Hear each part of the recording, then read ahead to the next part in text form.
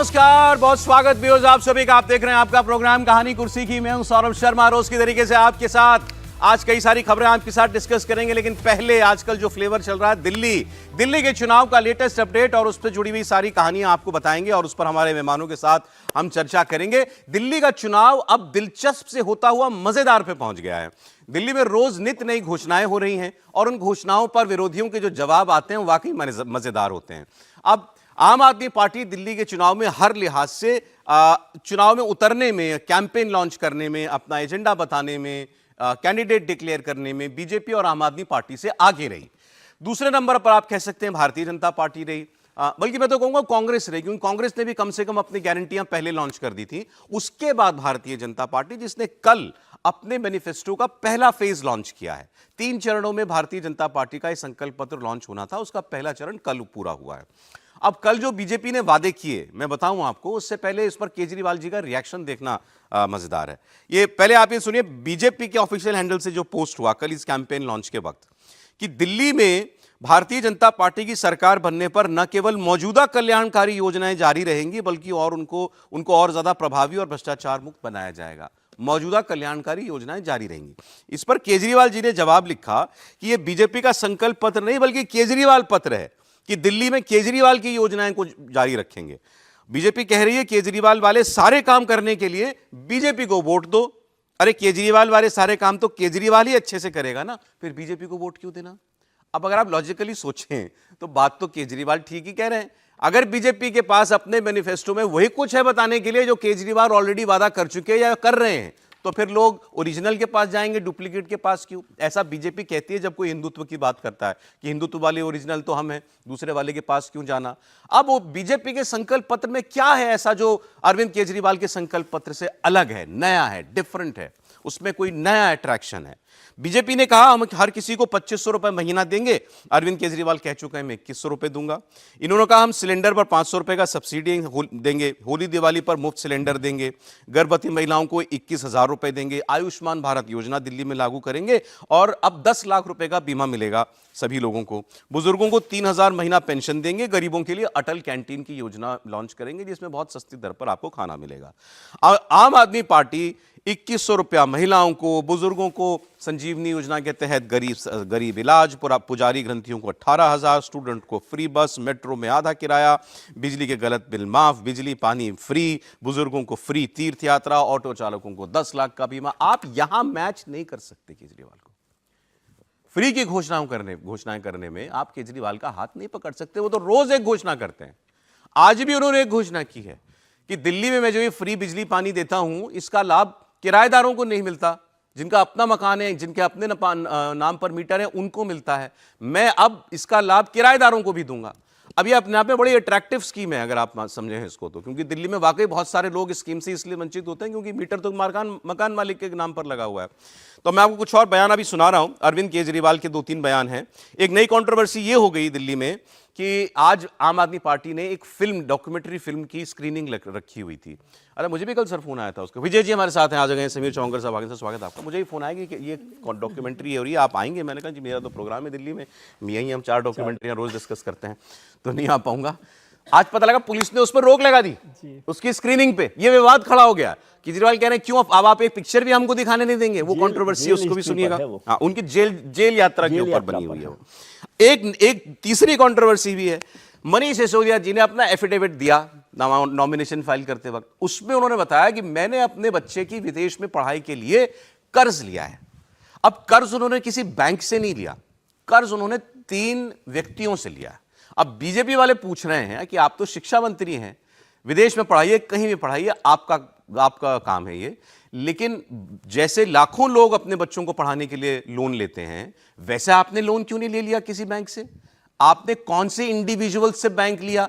Individual से bank कर्ज लेता है तो उसमें ब्याज भी नहीं होता, और कोई बहुत सगा होना चाहिए जो आपको लाखों रुपए का कर्ज भी दे दे। तो वो कौन लोग हैं, ये पूछ रही Bharatiya Janata party. Interesting statements हैं, सुनिए।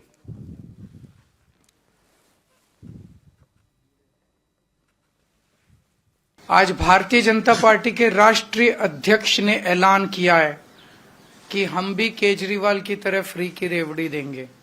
अभी तक मोदी जी ने जब जब कहा कि फ्री की रेवड़ी सही नहीं है, मोदी जी कहें कि मैंने गलत बोला था, केजरीवाल सही था। तो जब केजरीवाल का ही सारा काम करना है तो फिर केजरीवाल का काम करने के लिए बीजेपी को क्यों लाया जाए? केजरीवाल का काम तो केजरीवाल ही ज्यादा सही करेगा। कि आपके पास क्या विजन है, आप नया क्या करोगे? आपके पास दिल्ली का क्या विजन है? आपके पास दिल्ली की क्या प्लानिंग है? कोई प्लानिंग नहीं है इन लोगों के पास। जब उनकी सरकार ही नहीं बन रही, उनको भी पता है उनकी सरकार नहीं बन रही, तो थोड़ा सा यार विजन थोड़ा बड़ा रखते, 2,500 की जगह 5,000 दे देते। मैं जहां भी जाता हूं तो किराएदार मेरे को घेर लेते हैं, कहते हैं जी आपके अच्छे स्कूल हैं, उसका बेनिफिट हमें मिल रहा है, मोहल्ला क्लिनिक का मिल रहा है, अस्पतालों का मिल रहा है, फ्री बस सेवा का मिल रहा है, फ्री तीर्थ यात्रा का मिल रहा है, लेकिन आपके फ्री बिजली और पानी का बेनिफिट हमें नहीं मिल रहा। तो मैं आज ये ऐलान करना चाहता हूं कि चुनाव के बाद, हमारी सरकार बनने के बाद, हम ऐसी योजना लेके आएंगे और ऐसा वो बनाएंगे, सिस्टम बनाएंगे जिससे किराएदारों को भी फ्री बिजली और फ्री पानी का बेनिफिट मिलना चालू हो। तो मैं सभी किराएदारों को बधाई देना चाहता हूं, ये बहुत बड़ा कदम होगा। दिल्ली में अधिकतर पूर्वांचल के किराएदार आते हैं, पूर्वांचल से लोग आते हैं जो किराए पे रहते हैं और बहुत गरीब होते हैं। मैंने देखा एक एक बिल्डिंग में 100-100 लोग भी रह रहे हैं। आम आदमी पार्टी पर एक फिल्म बनी है, इस फिल्म को आज हमने पत्रकारों को देखनी थी, उनके लिए एक स्पेशल स्क्रीनिंग रखी गई थी इस फिल्म की। आज सुबह ही पुलिस ने वहां पहुंच के उसकी स्क्रीनिंग रुकवा दी और कहा कि ये स्क्रीनिंग नहीं की जा सकती। किसी भी कानून में, ये प्राइवेट स्क्रीनिंग थी, ये कोई पब्लिक स्क्रीनिंग नहीं थी। किसी भी कानून के तहत ये अलाउड नहीं है कि पुलिस इस तरह से कोई फिल्म की स्क्रीन, ये कोई इलेक्शन का कैंपेन नहीं था। निश्चित रूप से बीजेपी के लिए हम आपदा हैं। बीजेपी दिल्ली में ना कोई नेता बता पा रही है लोगों को कि साहब देखो हम इसको मुख्यमंत्री बनाएंगे। उनके पास में गाली गलौज नेता हैं, महिलाओं के बारे में अभद्र टिप्पणी करते हैं, गाली गलौज करते हैं, पैसे बांटते हैं, साड़ियां बांटते हैं। तो अब बीजेपी के ऊपर आपदा आई हुई है कि भाई किसको, अरविंद केजरीवाल के सामने किसको खड़ा करें कि कौन। आदरणीय प्रधानमंत्री श्री नरेंद्र मोदी जी ने नववर्ष चढ़ते ही पूरे भारत के और खास करके दिल्ली के सरकारी कर्मचारियों के लिए एक बहुत ही बड़ा तोहफा, एक बहुत ही बड़ी भेंट दी है। आदरणीय प्रधानमंत्री श्री नरेंद्र मोदी जी के नेतृत्व में कैबिनेट ने 8वें केंद्रीय वेतन आयोग के यानी कि 8th पे कमीशन के गठन की मंजूरी दे दी है। और अगर सिसोदिया भी लोन लेते हैं अपने बच्चे के लिए, अच्छी बात है, पढ़ाना चाहिए, कोई दिक्कत नहीं, बच्चे पढ़ लिख के अच्छे बने, कम से कम शराब का काम ना करें, इसमें कोई बुराई नहीं है। 1.5 करोड़ का लोन है शिक्षा कर्ज, पर जब हम उसकी डिटेल में जाते हैं तो वो 1.5 करोड़ का कर्ज दिया किसने है? बैंक ने नहीं दिया है, किसी संस्था ने नहीं दिया है, वो व्यक्तिगत मित्रों ने दिया है। देने वाले जो सज्जन हैं वो एक श्रीमान कोई रोमेश चंद्र मित्तल है, लोन देते हैं, बिना किसी लालच के देते हैं, बिना किसी इंटरेस्ट के देते हैं, और ज्यादा नहीं है। तो ये सारे जितने मुद्दे आज के नए मुद्दे हैं दिल्ली के, सब आपने सुन लिए। एक मैं आपको बताना भूल गया था, बांसुरी स्वराज जी ने जो जिक्र किया, केंद्र ने 8वें वेतन आयोग की घोषणा कर दी है, जिसकी जो सिफारिशें होंगी 2026 में लागू हो जाएंगी। तो ये भी एक बड़ी घोषणा मानी जा रही है। इस पर केजरीवाल ने एतराज किया है कि अब चुनाव आचार संहिता चल रही है, कैसे केंद्र सरकार ऐसी स्कीम का ऐलान कर सकती है? ये दिल्ली है, लाखों कर्मचारी दिल्ली में रहते हैं केंद्र सरकार के, उन पर इसका प्रभाव पड़ेगा। लेकिन पहले अभी तक जो मुद्दे चल रहे हैं, बीजेपी के कल के घोषणा पत्र के सामने आने के बाद केजरीवाल कह रहे हैं केजरीवाल पत्र है ये, बीजेपी ने कुछ नया ऑफर नहीं किया। देखिए, केजरीवाल तो रेवड़ी कल्चर के जनक माने जाते हैं उत्तर भारत के अंदर, दिल्ली के अंदर। तो उन्होंने कुछ भी नहीं छोड़ा, उनकी जो सारी घोषणाएं रही, और फिर अभी 10 साल हो गए, अब तीसरा जब उनका आया तो उन्होंने ऐसे कोई चीज़ ही नहीं छोड़ी कि भारतीय जनता पार्टी को लगे कि केजरीवाल ने इसकी घोषणा थी कि ये हम दे दे तो निश्चित रूप से तय था कि जो भी भारतीय जनता पार्टी घोषणा करेगी वह केजरीवाल की जो घोषणा है उससे आगे ही होने वाली है, उससे अलग बहुत ज्यादा नहीं रहेगा। लेकिन फिर भी मैं मानता हूं कि भारतीय जनता पार्टी ने जो अपना संकल्प पत्र जारी किया उसमें 2-3 बातें बहुत अच्छी जिक्र की जो शायद केजरीवाल नहीं कर पाए। जैसे गरीबों के लिए 5 रुपए में भरपेट भोजन, ये एक अच्छी योजना, अटल कैंटीन जो की है एक बहुत अच्छी योजना है कि 5 रुपए में आपको नहीं, लेकिन वो कह रहे हैं मोदी जी कम से कम ये तो कहें कि रेवड़ी गलत नहीं है। नहीं, हाँ, ये मतलब ये कहना चाहिए कि गलत नहीं है। और ये ऐसा नहीं कि दिल्ली में ही भारतीय जनता पार्टी ने किया, इसके पहले आप देखो अगर महाराष्ट्र का चुनाव होगा तो वहां भी घोषणा हुई है, मध्य प्रदेश के अंदर हुई है, हरियाणा में हुई है। तो ये जो कल्चर जो चला आ रहा है कि भाई महिलाओं को देना, युवाओं को देना, उसी कड़ी में भारतीय जनता पार्टी ने आगे अपनी बात को बढ़ाया। लेकिन अरविंद केजरीवाल की समस्या है कि अरविंद केजरीवाल 21 रुपए दे रहे हैं तो भारतीय जनता पार्टी ने 25 रुपए दिया है। भारतीय जनता पार्टी 2 सिलेंडर त्योहार पे फ्री भी देने वाली है, 500 रुपए की सब्सिडी सिलेंडर पे देने वाली है। बाकी जो अन्य घोषणा भारतीय जनता पार्टी ने करी है, मुझे लग रहा है वो कहीं ना कहीं थोड़ी बेहतर है। अब केजरीवाल आज जिस तरीके से केजरीवाल ने कल मेट्रो की घोषणा की थी, आज केजरीवाल ने एक कदम आगे बढ़ते हुए कह दिया कि किराएदारों को भी मैं फ्री बिजली पानी दूंगा।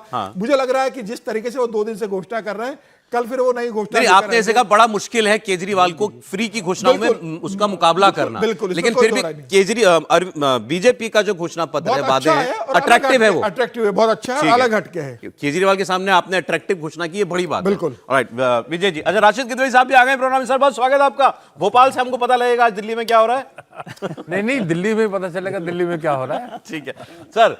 बीजेपी इस बार अब क्योंकि कैंपेन को काफी दिन हो गए, जिस तरीके से लड़ा जा रहा है, अब तो घोषणाओं में भी सब लोग खुल के आ गए हैं।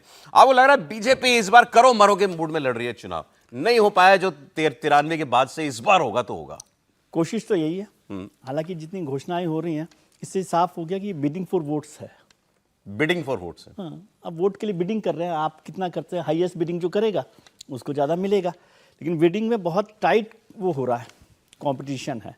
और ये भी साफ हो गया कि अब इस पर चर्चा करना बेकार है कि रेवड़ी बांटी जाए कि नहीं बांटी जाए। वैसे ही सर्दी का मौसम है, दिल्ली में रेवड़ी चलती है बहुत। तो ये बहस बंद हो, आज के बाद ये बहस बंद हो जानी चाहिए।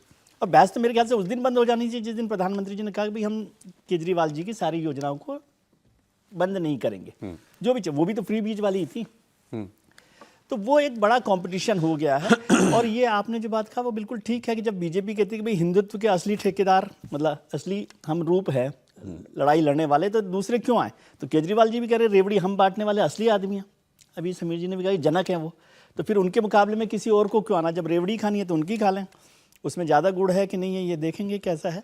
लेकिन मुश्किल ये है कि आप कंट्रास्ट देखिए कि दिल्ली जो है, गोवा और सिक्किम को छोड़ दें तो देश का सबसे ज़्यादा पर कैपिटा इनकम वाला शहर है, राज्य भी है। पर कैपिटा इनकम सबसे ज़्यादा है यहाँ पर, बेरोजगारी सबसे कम है, महंगाई कंपैरेटिवली कम है। तो फिर ये फ्री बीज की योजनाओं की ज़रूरत क्यों पड़ रही है? क्या कोई बहुत मांग हो रही है इस बात को लेकर? लेकिन आप खुद ही फ्री में बांटने में लगे हुए हैं। अभी एक योजना की और चर्चा हुई, अटल कैंटीन की 5 रुपए में योजना शुरू की गई। तो 5 रुपए की अटल कैंटीन योजना की क्या जरूरत है? जब आप 80 करोड़ लोगों को मुफ्त में अनाज बांट रहे हो, तो ये कैंटीन की योजना किसके लिए है? किसको आपको खाना खिलाना, जब पहले ही आप 5 किलो अनाज उनको दे रहे हो? फिर इन योजनाओं का वो देखिए बैकअप कि क्या मतलब ये होता मिलेगा। ये 5 रुपए में पका पकाया मिलेगा, वो कच्चा होता है। लेकिन ये है कि क्या वो सब भी दे तो रहे, क्या सब पूरा हो रहा है? सिलेंडर की योजना हुई राजस्थान में, 350 रुपए में की सब्सिडी की बात हुई थी, बीजेपी ने की थी, नहीं मिला। कांग्रेस ने ओपीएस की योजना की बात की थी हिमाचल में, वो नहीं हुई। आम आदमी पार्टी ने पंजाब में 1000 रुपए महिलाओं को देने की बात की थी। ये ज्यादा इंपॉर्टेंट जो आप कह रहे हैं। हाँ। कि ये जितने भी चांद तारे आसमान जो वादा कर रहे हैं, क्या वो देने को तैयार है? दे नहीं पाते जीतने के बाद। उसको स्क्रूटनाइज किया जाए या फिर लायबल किया जाए। बट फिर भी आप मान रहे हैं बीजेपी मुकाबले में आ गई ना? हाँ, मुकाबले में आ गई। लड़ाई लड़ रही है। नहीं, देखिए मुकाबला क्या है ये तो देखिए, माले मुफ्त दिले बेरहम। भाई ये पैसा किसका है जो योजनाओं में खर्च करने की बात आती है? और यहाँ के ऊपर जो सत्ताधारी दल, मतलब जो जिसके केंद्र में सरकार होती है, उसके पास बहुत ज्यादा मतलब फंड्स होते हैं। और वो फंड कहाँ से आ रहे हैं? वो जनता जनार्दन से ही आ रहे हैं। जो हमारा जीएसटी का कलेक्शन है उसकी तो संख्या भी सरकार अब बनाने में हिचकती है, क्योंकि लाखों करोड़ रुपया जो है भारत सरकार के पास में आ रहा है। और वो उस योजना का जो जितना जीएसटी क्या होता है, 5 रुपए का पार्ले जी आदमी खरीदता है उसमें भी जीएसटी भरता है हर आदमी। अब ये कोई नहीं है कि इनकम टैक्स का सौरभ कि केवल इनकम टैक्स वाले जो हैं वो देश के लिए विकास में, प्रगति में, तरक्की में उन्नति कर रहे हैं। ये गरीब, जो गरीब से गरीब आदमी है वो भी जीएसटी भर रहा है। अब उसकी जितनी भी आमदनी होता है उसका 18% 20% जो है उसका जीएसटी भरने में जा रहा है, और सरकार जो है उसमें उसी वर्ग में से एक लिमिटेड लोगों को किसी ना किसी नाम पे योजना, जिसकी बात हमारे विजय भाई बता रहे थे कि भी नहीं, वो दे रही है। अब जो राज्य क्षेत्रीय दल हैं या जो दूसरे विपक्षी दल हैं, वो अगर उनके पास तो उनके पास जीएसटी फंड्स नहीं है, वो कैसे देंगे? केंद्र और स्कीमें तो राज्य की है, स्कीमों में सेंटर थोड़ी देने वाला है। नहीं, राज्य की स्कीम होती है, लेकिन फंड, मेरा कहने का मतलब है सरकार के पास फंड होता है, तभी तो सरकार दे रहा है। आप कह रहे हैं कि ये अभी जो विजय भाई कह रहे थे कि हिमाचल सरकार नहीं देख पा रही, फलानी सरकार नहीं दे पा रही, क्योंकि उनके पास वैसे फंड्स नहीं है। उन्हें तो जीएसटी का जो प्रोपोर्शन, जो एक हिस्सा मिलता है, वो हिस्से में उनकी भरपाई नहीं हो पाती है। मैं ये एक डिस्टिंक्शन ये कर रहा हूं, मान ले भाजपा भी जीत जाती है तो भाजपा को तो दिल्ली के रेवेन्यू के शेयर में से देना है ना, सेंट्रल पूल में से थोड़ी, सेंट्रल पूल में से थोड़ी देंगे पैसे। लेकिन ये मैं ये कह रहा हूं, जनता से खुलेआम छल हो रहा है। आपके प्रोग्राम के माध्यम से ये संदेश जाना चाहिए, ये पैसा कोई ना नरेंद्र मोदी जी की तरफ से आ रहा है, ना अरविंद केजरीवाल की, आपकी जेब से जा रहा है। बिल्कुल सही, आपकी जेब से जा रहा है, और जो सबसे ज्यादा गरीब है उसकी जेब से भी जा रहा है। ये भी इंपॉर्टेंट सर ने कहा कि हम क्या चुनाव को यहां तक ले आए हैं इस स्तर पर कि भाई जो मतलब बोली लग रही है खुलेआम, है ना, ये तो तुम 2100 में 2500, तुम्हारे 300 सिलेंडर, मेरा 500 का, मेरा 500 भाई जो लोग लाइन लगा के वोट दे रहे हैं उनके बारे में भी तो कुछ कहिए। क्या कहें? अरे सर, गरीब देश है अपना, वाकई। अगर आप तिजोरी खोल के बैठ जाओगे तो मैं उनको कैसे दोष दे दूं? सौरभ साहब, बड़े अदब से मैं आपसे कहूंगा, देखिए गरीब होने में और बुद्धिमानी में कोई वो नहीं है ना, उसके लिए कोई पढ़ा लिखा। देखिए कॉमन सेंस इंसान को सबको पता है। आपको ये पता करना चाहिए पैसा कहां से आ रहा है। ये पैसा आपका पैसा है। लेकिन इसमें एक बात और जोड़ दूं मैं, कि हम लोग है ना इस पे बहुत चर्चा करते हैं फ्री बीज पे। मैं कह रहा हूं देश भर की फ्री बीज कुछ भी नहीं है। नहीं, फ्री बीज में जो भी पैसा सरकार का या टैक्स का खर्च हो रहा है उसको जोड़ लें तो जो एनपीए में आप पैसा माफ कर रहे हैं बड़े लोगों का, सौरभ जी के मित्र हैं बहुत सारे लोग, नाराज होंगे, तो उसका हिसाब लगा लीजिए और फ्री बीज को कर लीजिए। तो उनके वो उसको फ्री बीज क्यों नहीं बोलते आप एनपीए को?